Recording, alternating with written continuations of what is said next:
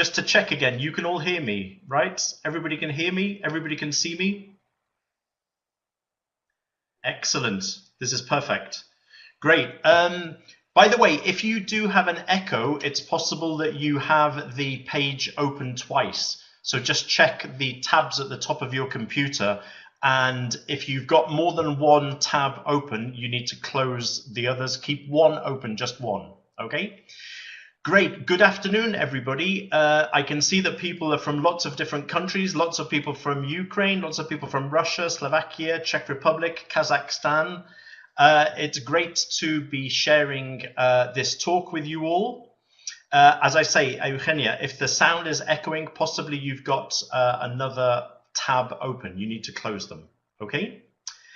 Right.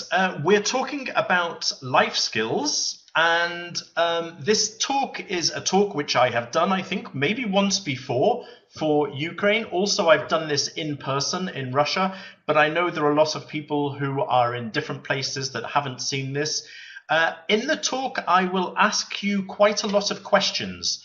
And when I ask you a question, I would simply like you to type in your answer in the chat box, okay? They will be simple questions. We're going to do a funny quiz later on. When I ask a question, just please type in your answer in the box, okay?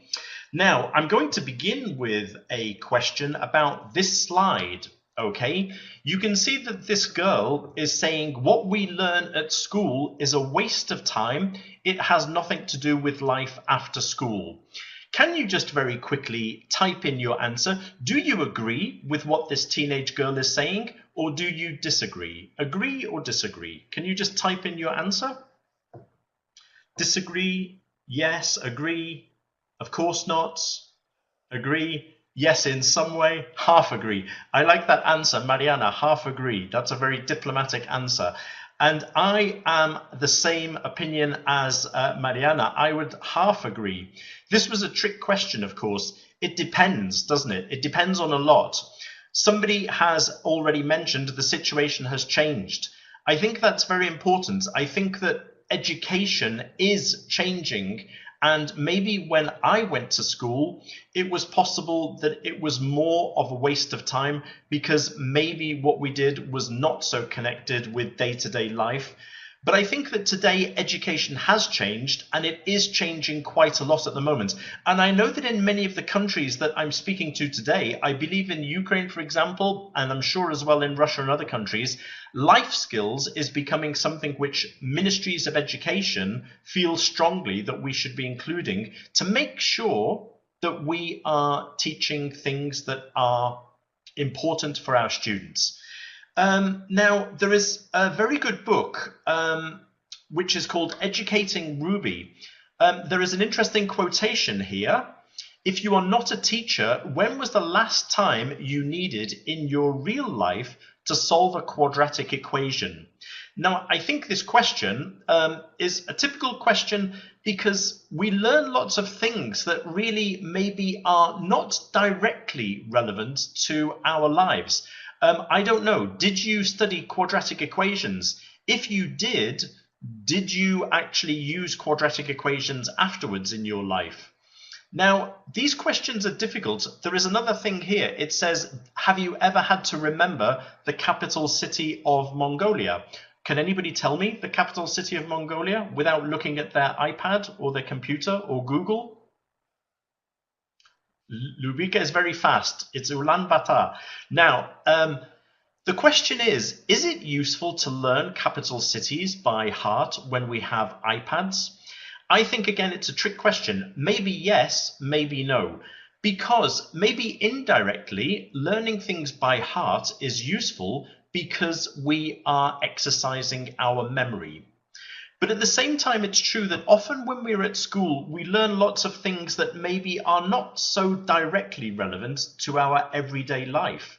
In your everyday life, you don't usually need to know the things which are on this slide, or you could simply find them out by looking at an iPad.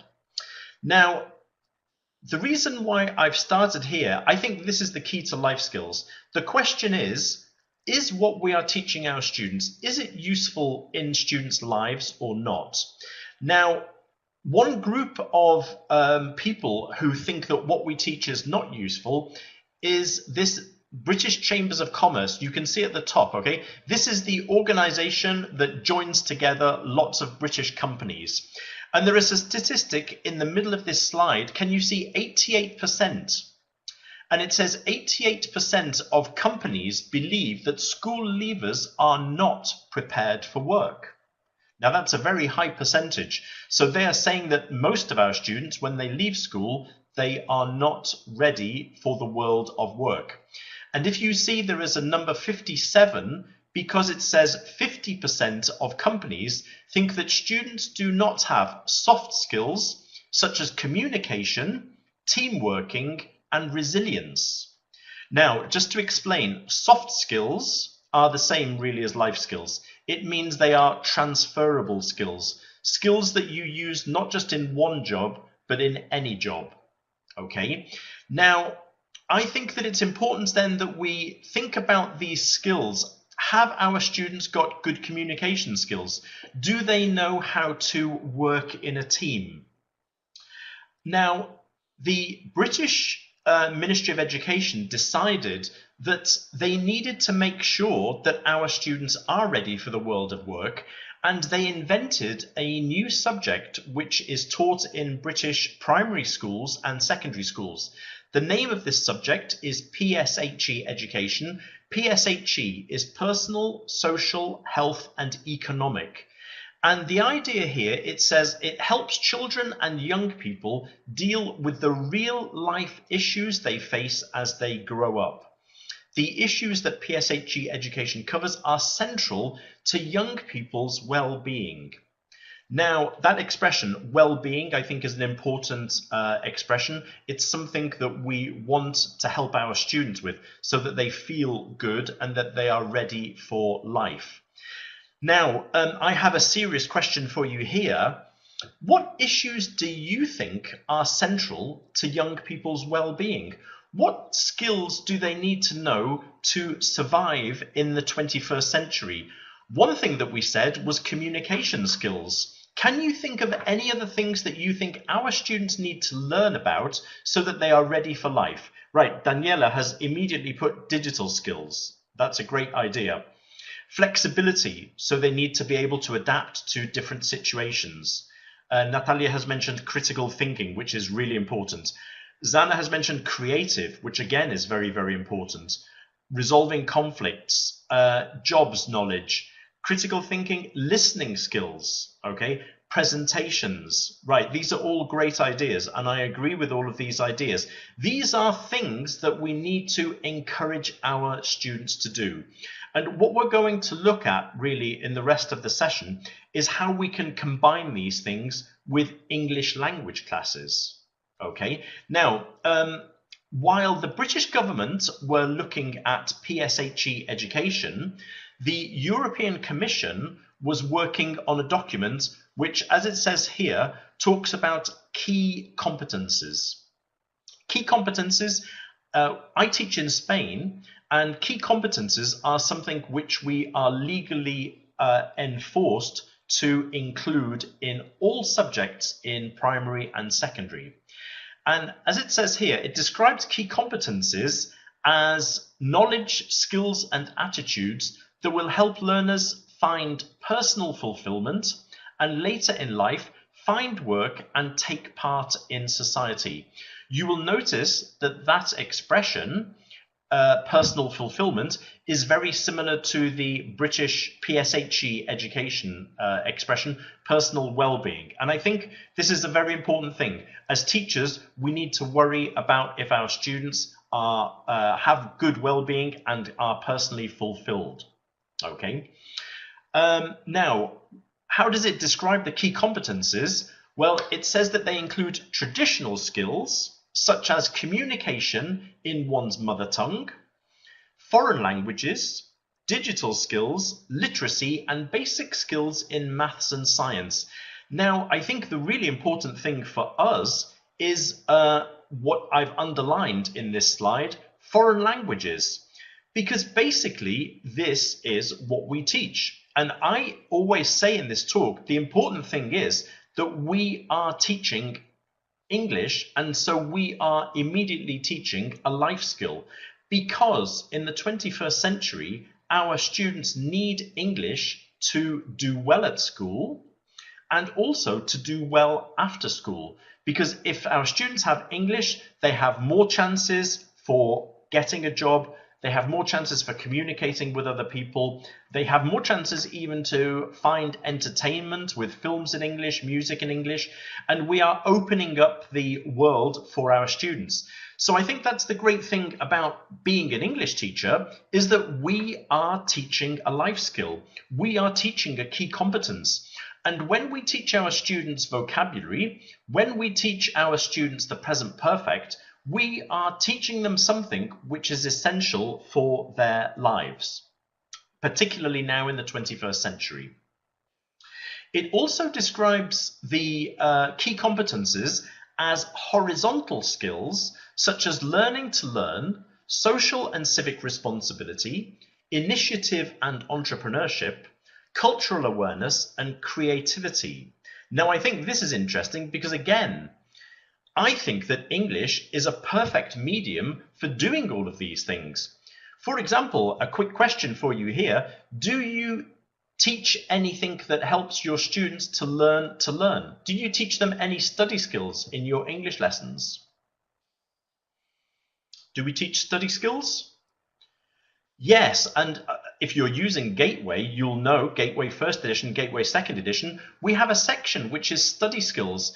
And when we teach a student how to listen effectively, that is useful not just for English, but also in your own language. When we teach a student to predict the content of a reading text from the title and from the illustrations, that is useful not just in English, but for any text. Another question, social and civic responsibility. Do you ever get your students to work in pairs or in groups? I can imagine the answer already, yeah? The answer is of course. And that's one of the great things about English. English is about communication. English is about working in pairs and in groups. And that teaches our students to work in a team and to have responsibility to their partners. Okay, so again, this is very easy for us to include. Another stupid question from me. Do you ever teach cultural awareness in your classes? Any cultural awareness in your classes? The answer is, of course, yes, because when we teach a foreign language, when we teach English, we're obviously teaching directly or indirectly about different people in different cultures and how they think. And our students can compare.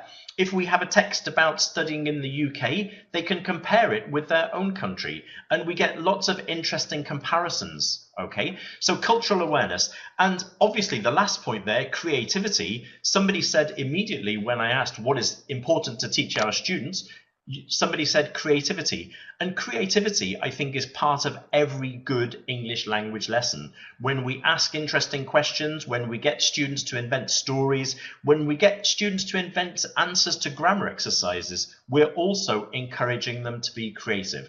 And I think that's why English teachers are great teachers, because we do these things every day. And these things are all part of life skills. Okay, so sometimes I think teachers are afraid of life skills, but we have to realize that actually we are teaching life skills already, and we probably always have been teaching life skills.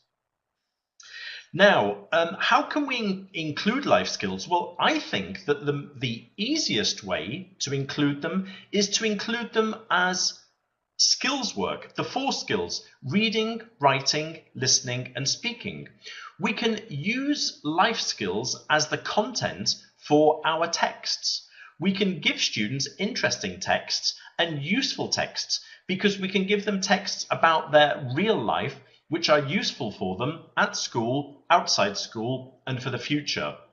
Now, I always show this picture, or 4 pictures.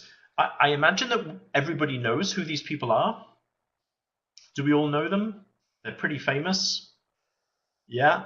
Now, this is a trick, of course, because when I used to write books for teenagers, we used to include lots of famous people. And we used to spend a lot of time talking about Madonna and talking about David Beckham because we thought that that was maybe motivating.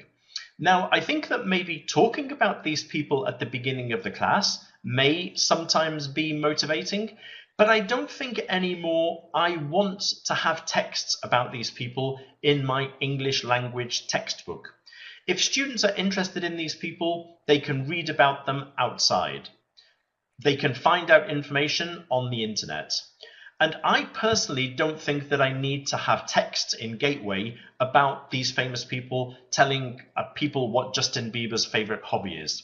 One of the reasons for not including this information is because it changes very quickly too.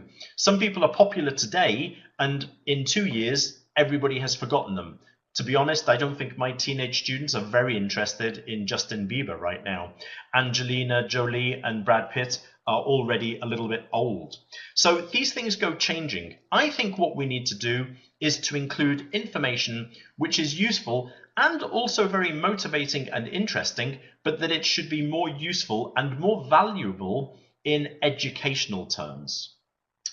Now, the areas that I decided when I started writing Gateway 2nd edition, although many of these things are also in Gateway 1st edition, these were the areas that I thought were important, and you can tell me if you agree that they're important or not. First thing, personal well-being. That includes things like confidence. That includes things like stress. And I think today's teenagers suffer more stress probably than when we were young. So I think that helping students to deal with problems, psychological problems like this, simple questions, is quite easy and important. Physical well-being. Many people feel that today's teenagers aren't very fit. They maybe don't do a lot of exercise. Maybe they eat bad food. So we need to also encourage students to think about looking after themselves and their physical body. Somebody has already mentioned digital skills, and I think this is obvious that we need to make sure that our students have all the necessary digital skills to survive in the 21st century. More and more important. Autonomy and enterprise. Now, by autonomy and enterprise, I mean that students have initiative. When a student is at school, they don't maybe need much initiative because teachers and parents do everything for the students. But I think that when students leave school and begin university, they need to be more autonomous. They need to have independence and to be able to work on their own. So I think that this is something that students need to think about, looking after themselves, okay, and not expecting somebody else to do everything for them.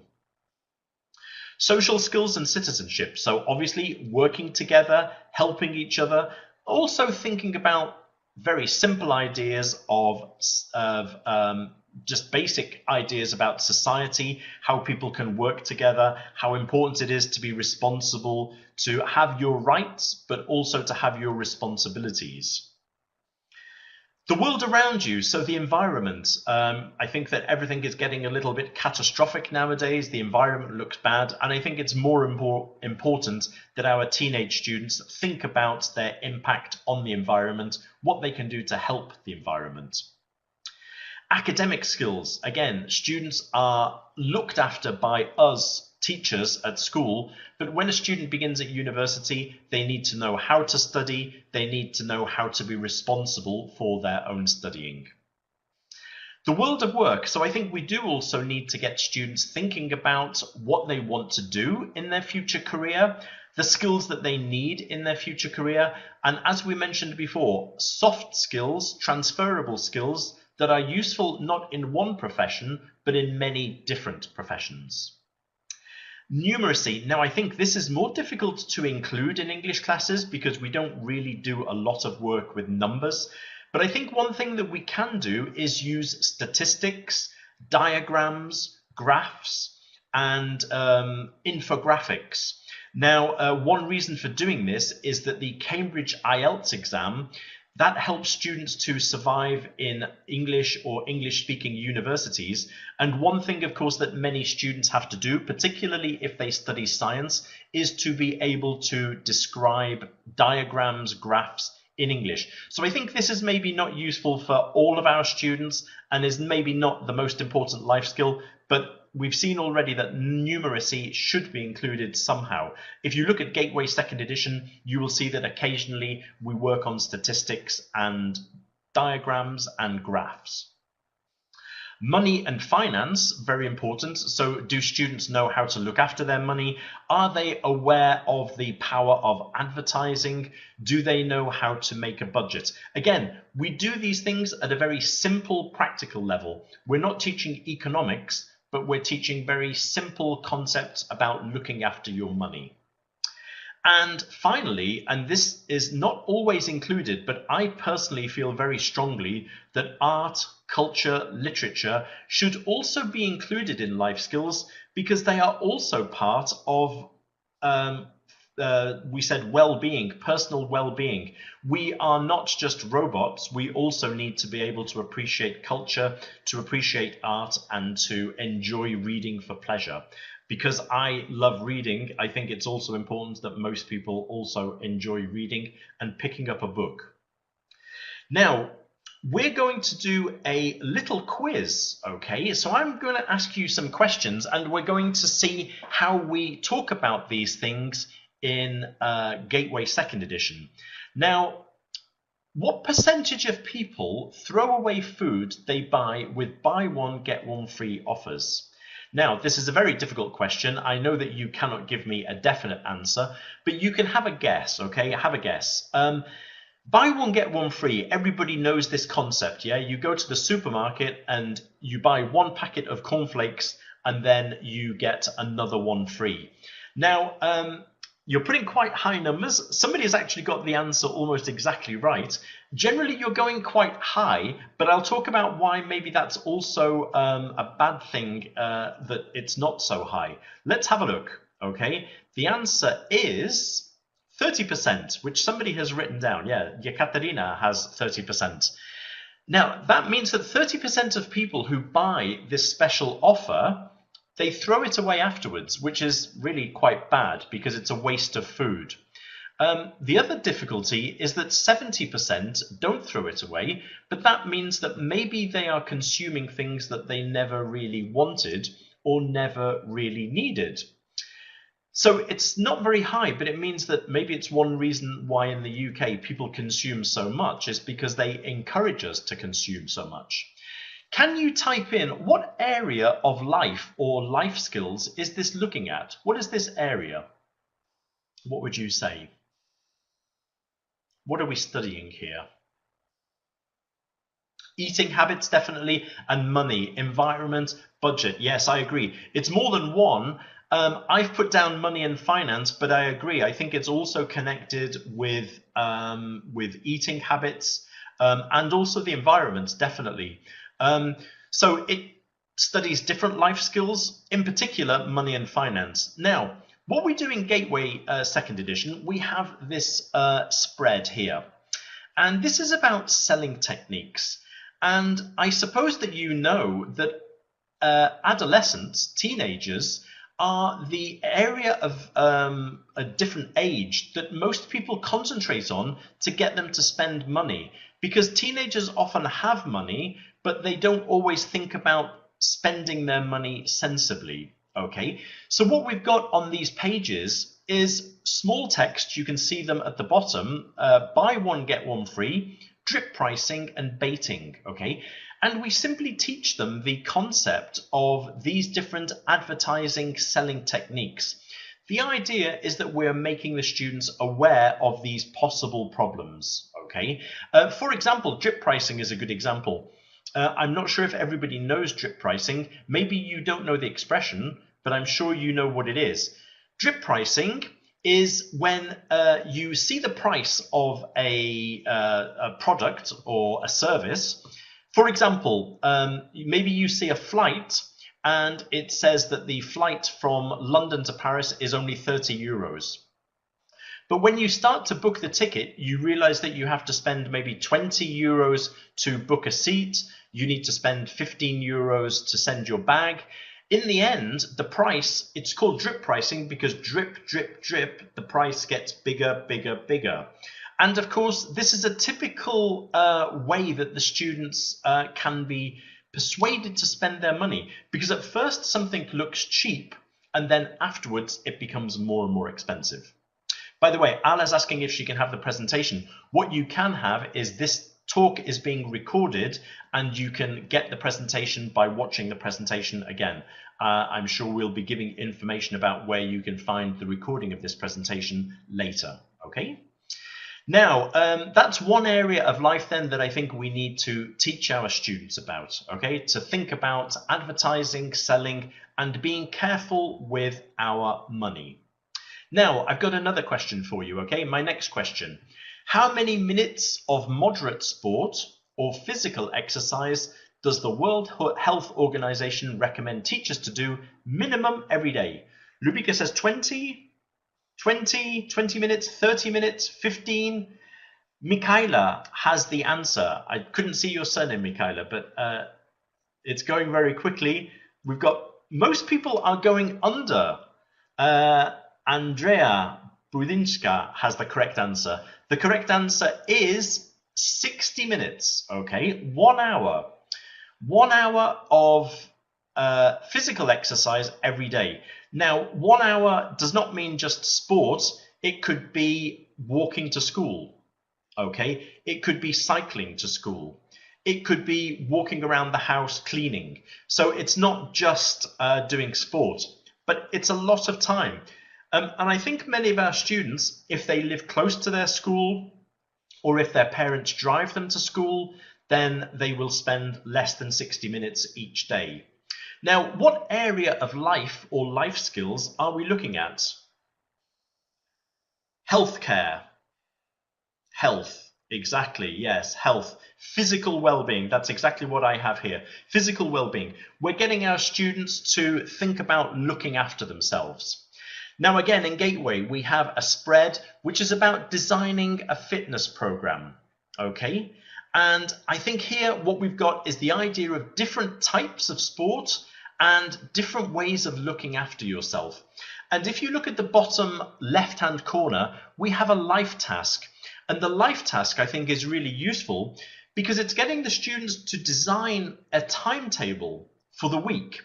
They design a timetable and they write down for every day what do they usually do in terms of physical education, exercise.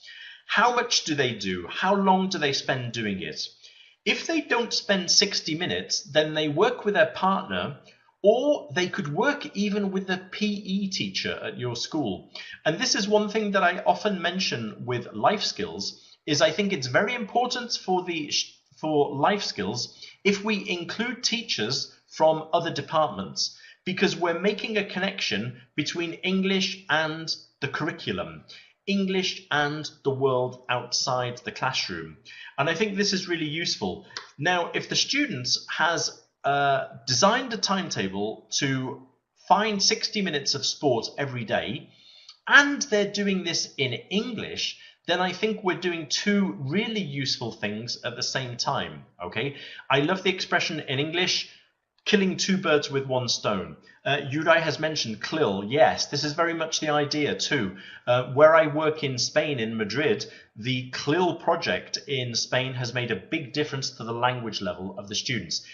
The idea is that we're not just teaching English in isolation, we are teaching English as part of the whole curriculum.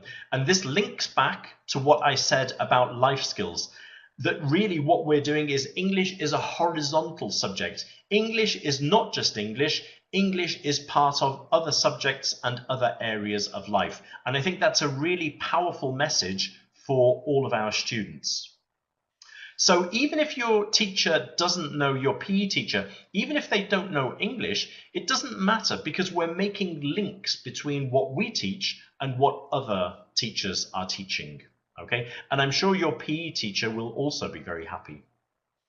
Right, now another question for you.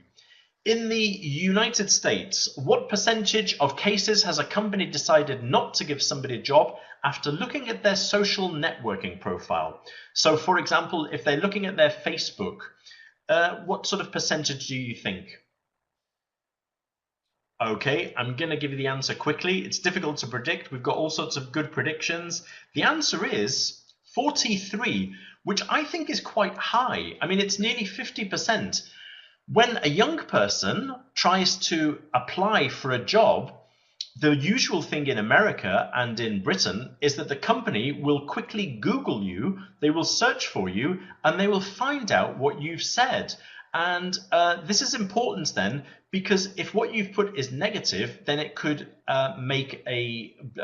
it could create problems for getting a job.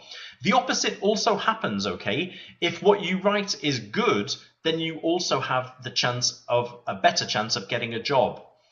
This is, again, from Gateway 2nd edition. We're looking at the repercussions of what happens if you post good or bad things on Facebook. Somebody said that that's not honest. I'm not sure what you're referring to. I think actually, I think that the future is going to be difficult for our teenage students because people will be looking at these things more and more. And I think the thing about teenagers is they know about technology, but sometimes they're not really aware that what they're doing is putting things onto the internet that then are not used in a very powerful way. And I'm going to give you a funny example now, actually. It's funny, but it wasn't very funny for the person involved, okay? Have a look at this. This is an email message. You can find this on the internet. It's a real message. It's a young worker called Kevin. He sends an email to his boss, or his bosses, Paul and Jill, okay? I just wanted to let you know that I will not be able to come into work tomorrow. Something came up at home and I had to go to New York this morning for the next couple of days. I apologize for the delayed notice. So he sent a very polite message to his bosses. So that looks like it's good. He sent this email. Now, if you look, Kevin is obviously in North America. And if you look, the date is October the 31st. Now, can anybody tell me what happens on October the 31st in the United States? I'm sure you know. Halloween. That's right, Ludmilla. Halloween, okay. Now, what happened was that Kevin went to New York. He missed work. Of course, his bosses thought he went to New York maybe because somebody in his family was ill or he had a very serious reason for going. Now, Kevin was young, and this is the picture that Kevin posted on Facebook the next day. This is Kevin, okay? Now, of course, Kevin's bosses were not stupid. They saw the link to this picture on social media, and of course, the next day, exactly, stupid. I think that is the word that we would describe it. But again, some of my students, I think, would just not think about this. They would just put the picture up. They would think it's funny. Now, of course, the next day, Kevin got an email. Well, Catherine has said I would fire him. Catherine, that's exactly what happened, okay? So we've got this message. Kevin, thanks for letting us know. Hope everything is okay in New York. Cool wand. But, of course, in fact, the next day, Kevin lost his job. Now, I think that this is a really useful thing to be talking about with our students, because these are situations that our students could be in. Our students are young, and it is true that teenagers don't often think about the negative consequences of what they're doing. And also, when we were younger, we didn't have to live with these things which were recorded on the internet and which can be used against us. So I think it's very useful, again, if in English classes we are teaching these things. Very easy to teach and very useful to teach. And I think our students will find this interesting, and they will also find it useful. Okay, my last quiz question at the moment. What is the very first thing you should do at the scene of an accident like this, and why? What do you think? What should you do? If you saw this in the kitchen in your home, what should you do?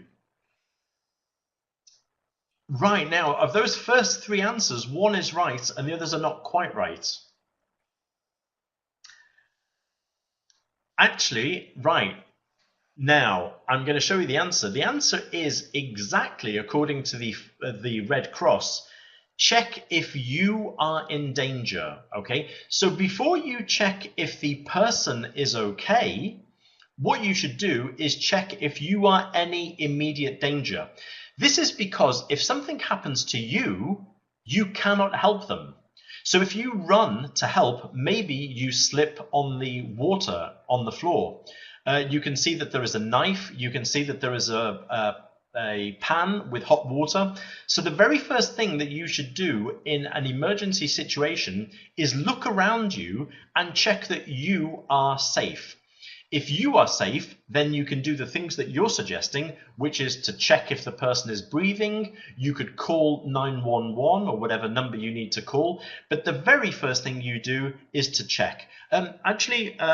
Gulsanite, sorry, I can't pronounce your name. I'm sorry. It's like on the plane. You're exactly right. If you have been on an aeroplane, when they explain the mask, they will always explain that if you have a child, you should always look after yourself first. First, you put on the mask for you, and then you help your child. Because first of all, you need to be in good situation, good condition to help other people. Okay, so it is actually useful to know, and I didn't have any idea. I didn't have an idea that that was the case, but I think it's useful. Okay. Now, obviously, that's talking about safety. That's talking about physical well-being. And I think it's useful to think about even simple questions of first aid. And in Gateway 2nd edition, we have this lesson where I learned, for example, the questions that they will ask you. When you ring 911, do you know exactly what the questions are that they will ask you? And would you be ready to answer?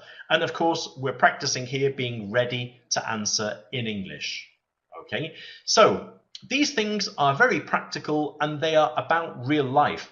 And maybe we do this with our students and it's not useful today, but it could be useful to them in 5 years' time or in 10 years' time. So I think we're teaching them useful things to think about.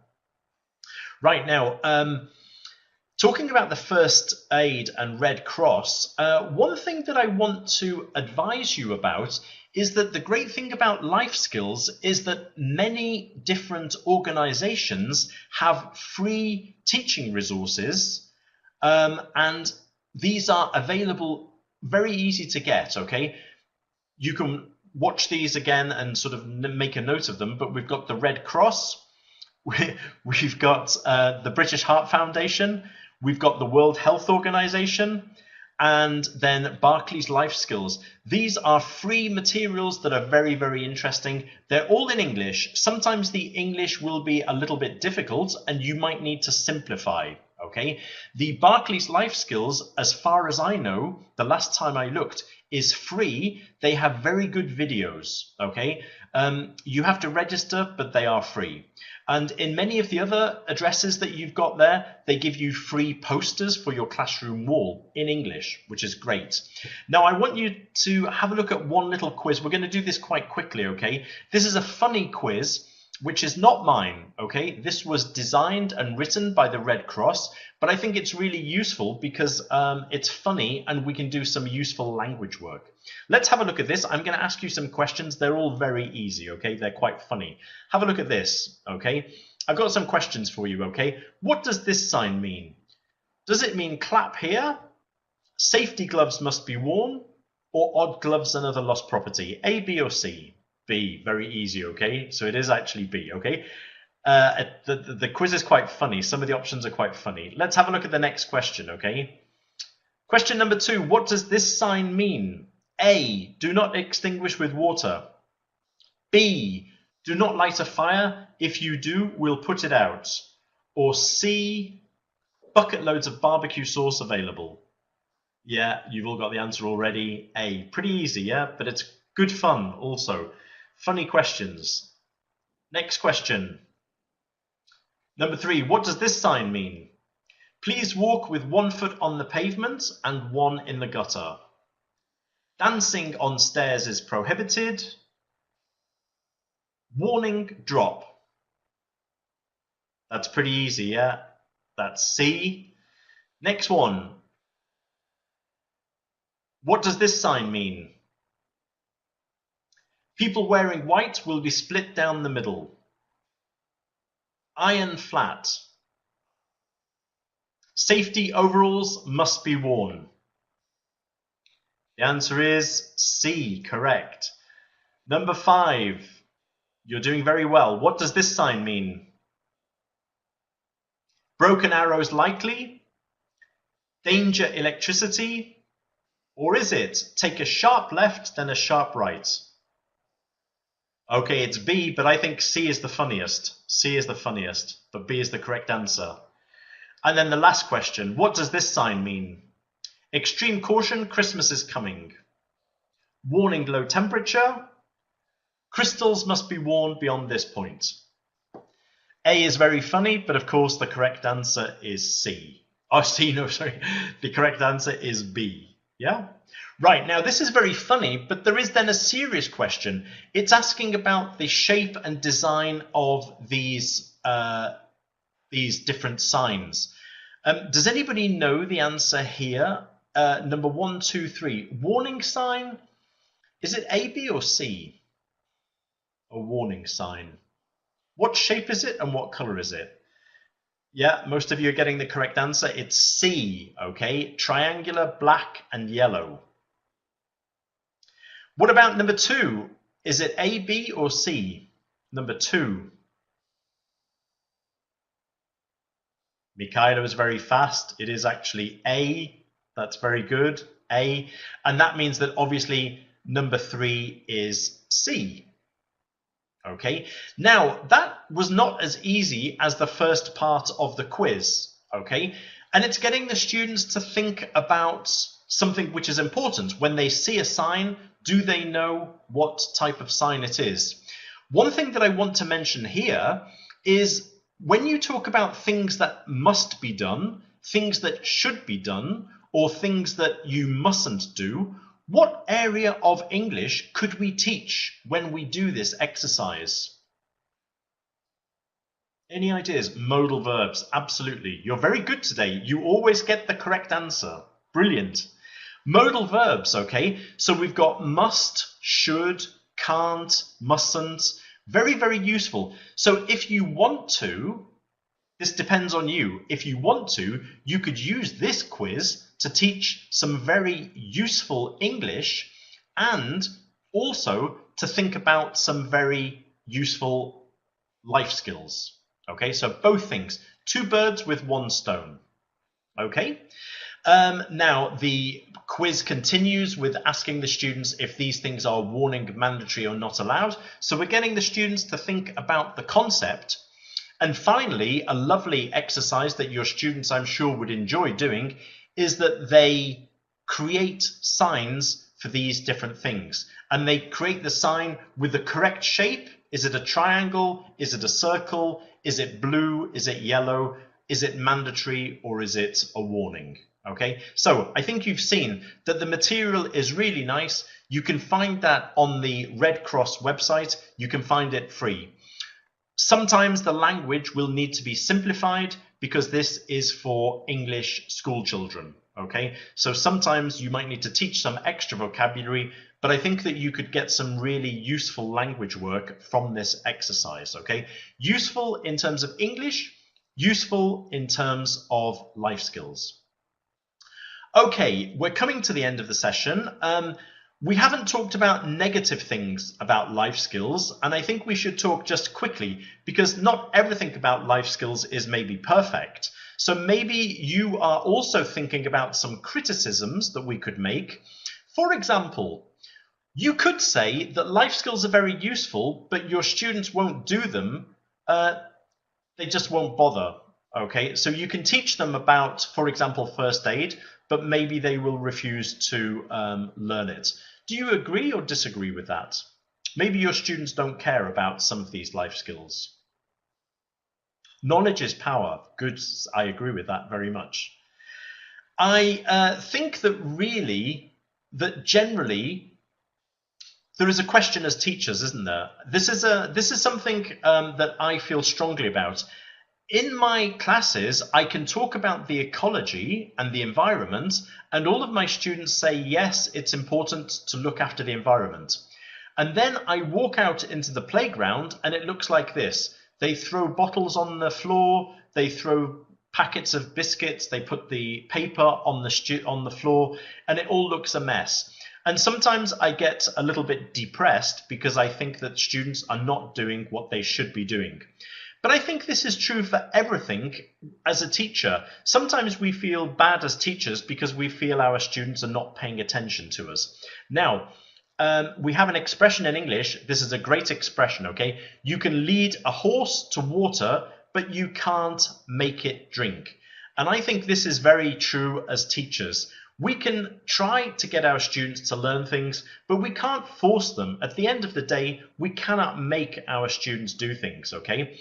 But I was reading a book about education, and I love this quotation, okay? This is a very interesting quotation.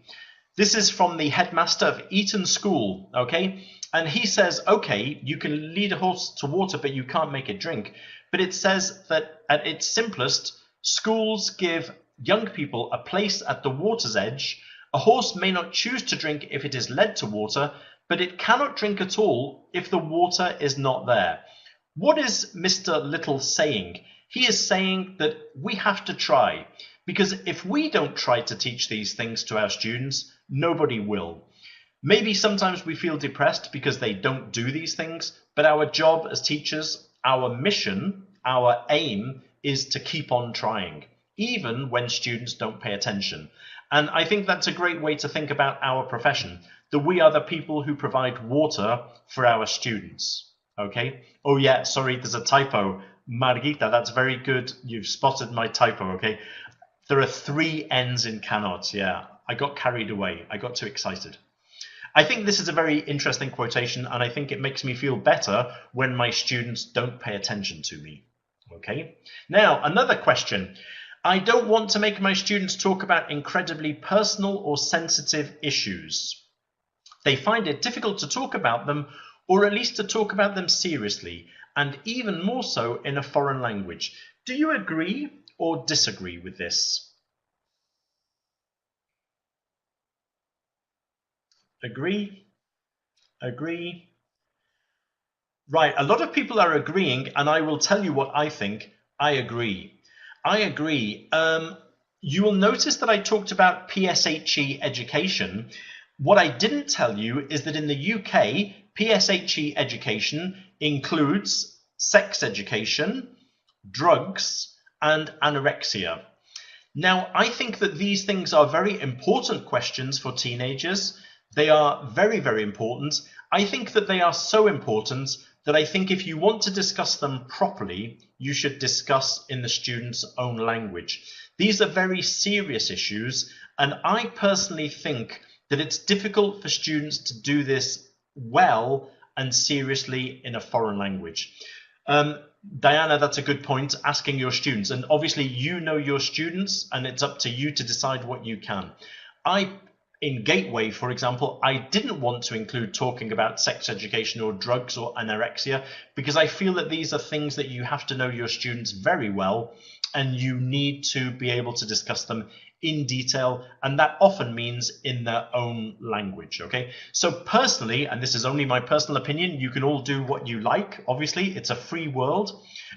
Personally, I don't feel comfortable doing it in English. That's my opinion. Schools shouldn't just be obsessed with making students employable. We've talked about getting jobs. Do you agree or disagree with that? It depends. You agree? I personally think, I've mentioned a few times that companies are very obsessed with our students being employable. My own feeling is that we need to think about the student's well-being, about the student's personal fulfillment. And I think that just preparing students for the world of work is not necessarily our mission. I think our mission is to help create complete, well-rounded, happy teenage students. And that's why, for example, in Gateway, I include things like reading for pleasure, why I include things like art, appreciating art, because I think that we shouldn't just be obsessed with creating the world of work.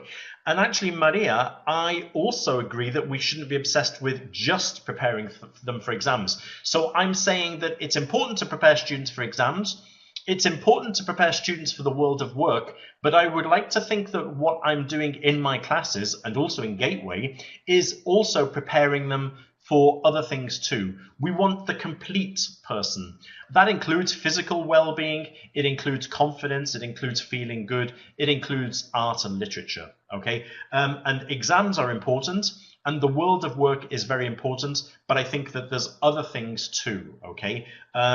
So we're not just preparing, I think, in my opinion, workers. Yeah? Right, now, another last point. I'm an English teacher, not a life skills teacher. I should be teaching vocabulary and grammar and stuff. Do you agree or disagree? Disagree. Right. I think you can imagine what I feel. I think that we are teachers of grammar, we are teachers of vocabulary, but I think that we, again, need to think about the student as a whole person, okay? I personally think that we're looking after them both. And exactly as Michaela has said, I think we should teach them both, okay? And I think that that's what we should be doing. One thing that I think we need to remember, students learn not just from what we teach, but how we teach it. And I think that that's maybe the most important message sometimes too, is that, for example, if we want to teach respect, patience, and tolerance, then as a teacher and as an adult, we also need to be respectful, patient, and tolerant. And if you go into your lessons trying to teach life skills and you look like this teacher here, you're going to do a very bad job because you're giving a bad example. And every day when we walk into our classes, we are teaching life skills by being a model. Our students look at us like their parents, as adults, as responsible adults. As Lydia says, sometimes they copy the teacher as a person. I think that happens a lot. And I think that if you're shouting at your students, if you don't listen to them, then you're not really going to teach values. We talk a lot today about values education as well as life skills. And to teach values, we need to show a good example, in my opinion. Sometimes it's easier said than done, but we should try. Right, okay, we're going to finish with some funny jokes here. I always like to finish with some funny things, some mistakes that students make, okay, or funny things they say. Name 6 animals which live in the Arctic, okay? We need to know about the world around them. Can you name 6 animals which live in the Arctic? People usually say the same animals. Which animals can you think of? Penguins. Actually, penguins don't live in the Arctic. Polar bears, yes. Polar bears, yes, but penguins are in the Arctic.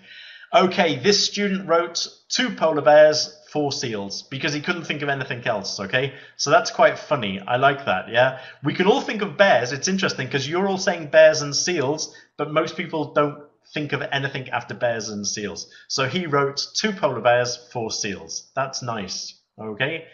Here's another one. Deserts can be hot or cold. Name a hot desert and a cold desert. Okay, obviously the word desert is similar to another word in English. This student has written hot desert apple crumble with custard, cold desert jelly and ice cream. Okay, so obviously this is not desert, this is dessert, but the student has made quite a funny mistake. That's quite nice, I think. Draw a plant cell and identify its most important parts.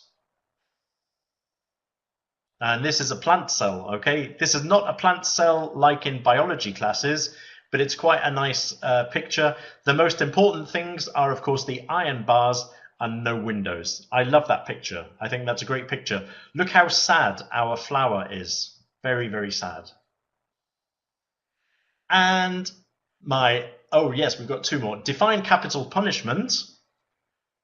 When you get in trouble for not putting a capital letter at the start of a sentence.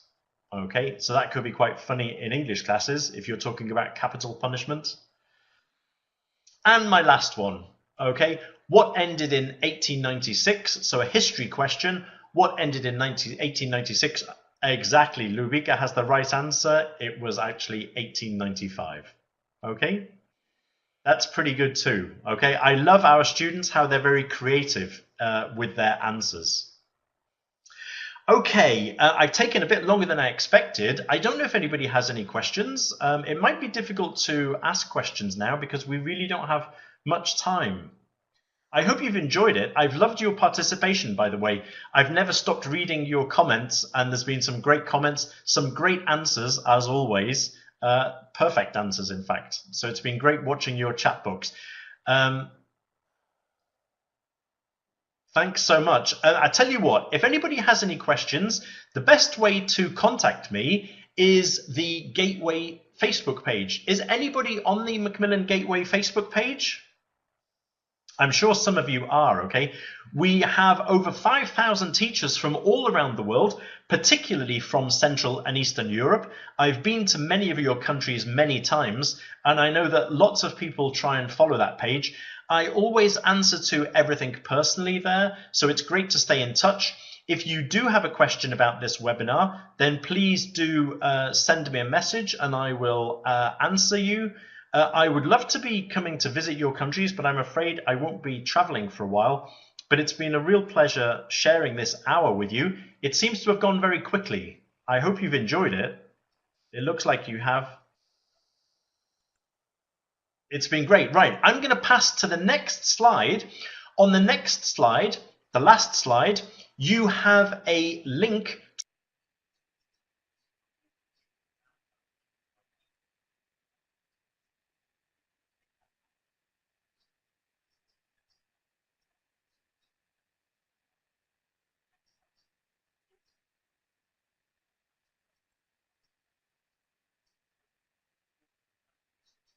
to the certificate, okay, which you can download, okay? This link here, if you click on that link, you should get a certificate of attendance, which you can download and you can print out. It's been a real massive pleasure for me, honestly. I've really enjoyed it. It's been great being with you. I'm going to be switching off in a second after saying goodbye to my friend Dana. There are no Dana, I'm going to hand over to you. And thank you. Thank you.